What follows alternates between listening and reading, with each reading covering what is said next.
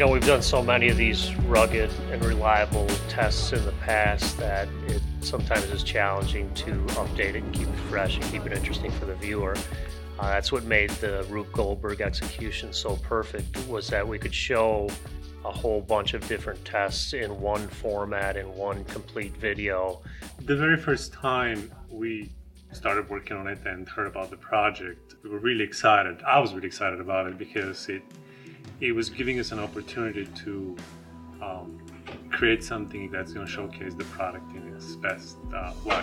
The team is great. The marketing folks at Panasonic think outside the box. And so we needed a marketing campaign that was outside the box and over the top. And I think this is a perfect match to the device.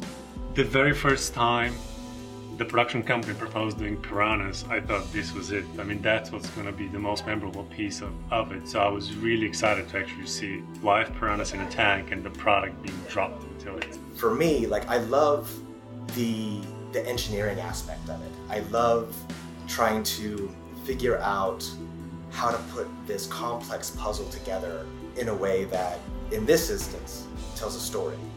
People are talking a lot about the unique way that we went about showing all of the different ways the product is durable, how it went through the colorful dust storms and into a piranha tank, through a rainstorm, in a cooling tank and in a heater, and it survived all of it. You know, that's a lot of different ways to show how reliable and rugged this thing is, to show it working at the end. I think we did a pretty good job of that.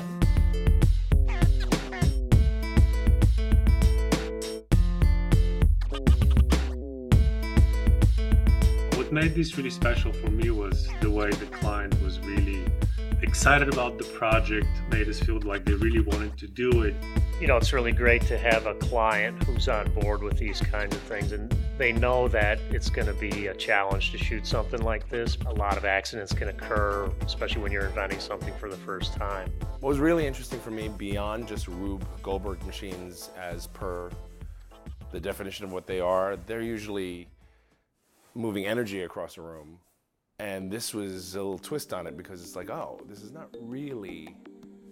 actually harder. We were not only transferring energy through that machine, but we were transferring the Toughpad itself through the machine as well, which added this additional layer of complexity and challenge to the construction of the machine itself. It's never been done before, so it was hard to make it from theoretical to practical. I can't just knock one object into another and the energy transfers, so that's good enough. So that was interesting, like, wow, how are we gonna do that? You cannot pass up a project like this. Fire in the hole! The biggest challenge of the process was time. Part of showing how rugged and reliable this is actually building the machine itself and making it work, and it took a long time, and it took a lot of involvement with the client. Time for testing, time for working out theories. Seeing it from concept, building it, and seeing it work. It's just time intensive. So that was the biggest hurdle, was having to do this on a commercial schedule and not an art installation schedule, you know. It was so hot in the warehouse that day. It was one of the heat waves of New York City during the summer. We were in the dead of July. The temperature was like the desert. It was over 100 degrees outside. It was hot and steamy. It was well over 100 degrees. It was clearly well above 100 degrees in the warehouse, which was not air conditioned. And it makes for the perfect storm. And then the adrenaline kicks in.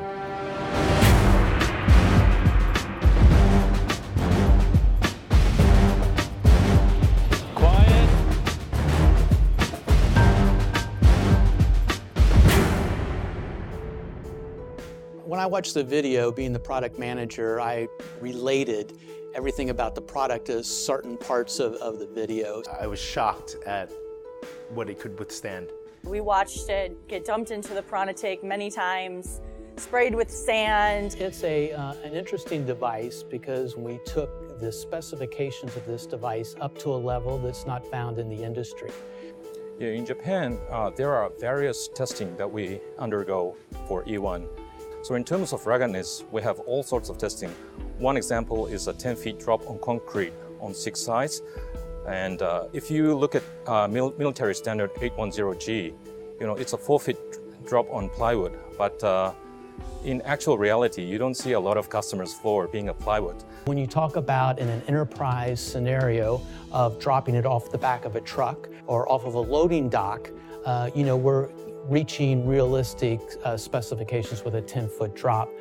4, 5, and 6 foot to plywood just don't cut it. We tossed that thing around and threw it against walls and dropped things on it. At one point we had it up on a drone, very high up, and it slipped off and dropped probably 12 feet to the ground, and there wasn't a single scratch on the product. So we were all a little nervous, but it came through everything perfectly. And it still worked. I was shocked. Something people probably don't think about when I saw the boat going down the water. I started thinking, oh, it's a slow boat. It's got 14-hour battery life, the device does. It'll last the whole trip, on a slow boat, things like that. I think when most people watched it, they loved the piranha thing. Piranhas, by a long shot. Are you afraid of piranhas? Yes, indeed I am. Are you scared of piranhas? John, I can't swim, man. Scared of piranhas? Something that was impressive, and people don't actually pick it up, but dropping a pool ball onto the screen of a handheld device is pretty impressive. My favorite scene is the colorful dust storm. I think it's interesting to watch the product get pushed in the contraption, at the same time realizing it's actually being put through a test by having so much dust thrown at it at the same time and still functioning fine. Just the overall video, took it through some tough environmental things, the freezer to the furnace, and showing the range of the temperatures that the device will survive in is impressive. So I just think there were things throughout the whole video that related back to the product, and it was just a great story.